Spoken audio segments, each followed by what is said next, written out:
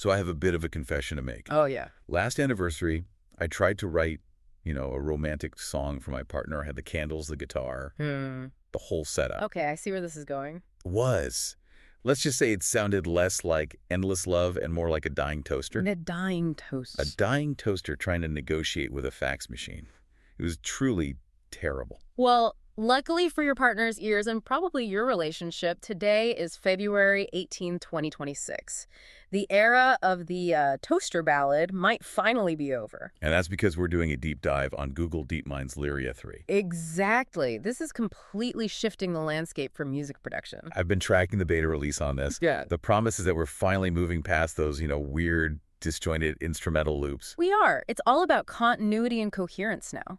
Previous models were decent at texture making something sound like a piano or a drum. But not an actual song. Right. Lyria 3 is generating high-fidelity vocals and lyrics that actually maintain a narrative. It's dissolving the barrier between having a musical idea and producing a fully realized track. That vocal generation part is the holy grail. Usually AI vocals just drift off key or turn into gibberish after 10 seconds. But Lyria 3 sustains the context. We're talking 30-second clips that flow naturally. It's live in beta now, right inside the Gemini app. Okay.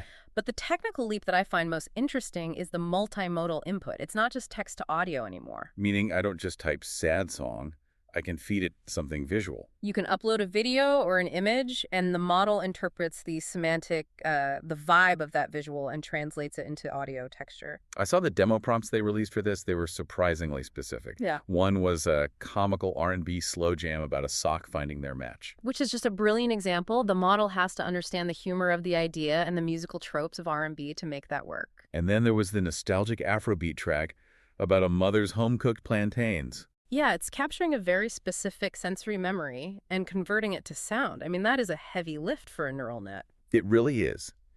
And, speaking of heavy lifting and making things like this work in a real-world workflow, if you're trying to figure out where these kinds of advanced agents could fit into your business for software development or automation, you really need to check out our sponsor, Embersilk. Right. They're the partners you need to uncover exactly where AI can make a high-leverage impact for your company, or even just for your personal life. You can find them at embersilk.com. So speaking of leverage and control, Lyria 3 isn't a black box where you just press a button and hope for the best. You want to be the artist, not just Yeah. the person pushing the button. Exactly.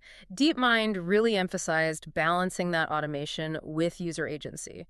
You can direct the details, mood, style, genres like folk, funk, or jazz. And they even paired it with the Nanobanana model to generate custom cover art. Simultaneously, it's a full product suite. Nanobanana is a fantastic name. I know they've integrated this into the YouTube ecosystem with DreamTrack for shorts. Which is huge for creators. It solves that constant headache of finding royalty-free music that actually fits the timing of a video. A problem I know all too well. And what's really reassuring is how they've built the safety architecture to support all this creativity. It uses something called Synthenite to watermark every track. That's the imperceptible signal, right? Yeah, it's embedded in the audio wave itself. It allows software to verify that the audio is AI-generated, which maintains transparency. So even if it gets edited, you still know its origin. Exactly. It builds a lot of trust. And I read that the system is specifically tuned for original expression, not for mimicry. So you can't just ask it for a song that sounds exactly like a famous pop star. You can't. The system has filters set up, and it will actually nudge you toward creating something new instead. It encourages you to develop your own sound. That seems like a very healthy way forward for the whole industry. Is this globally accessible yet? It's rolling out now for users 18 and up. It supports 8 languages too, including Hindi, Japanese, and Spanish. It's a truly global tool right out of the gate. Wow. It feels like a massive democratization of production.